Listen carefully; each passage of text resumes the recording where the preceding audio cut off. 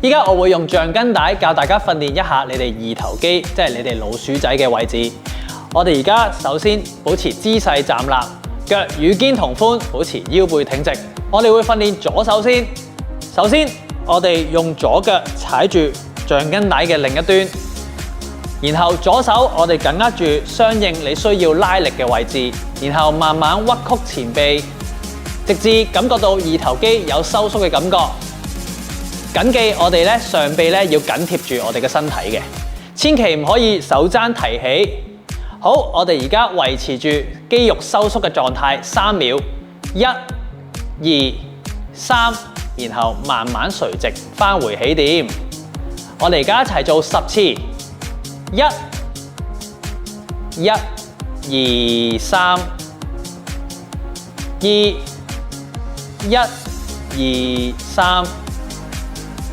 3、1、2、3、4、1、2、3、5、1、2、3、6、1、2、3、7、1、2、3、8、1、2、3、9、1、2、3、10、1、2、3，做得好。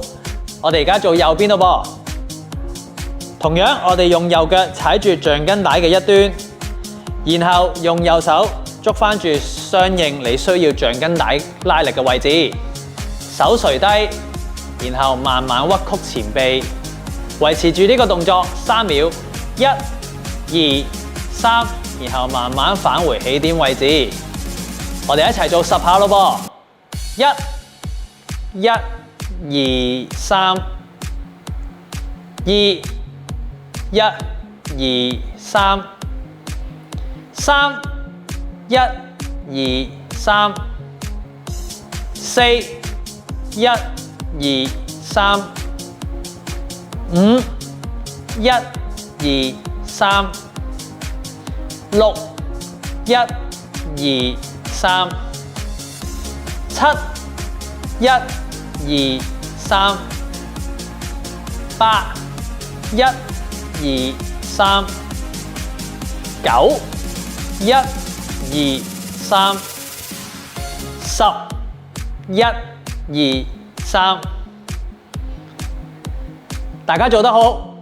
以上嘅動作，我哋需要做2至3個組合。記得組與組之間，我哋要預留2至3分鐘休息嘅時間。緊記啊，我哋做嘅時候要保持暢順呼吸同埋腰背挺直。下條片再見，拜拜。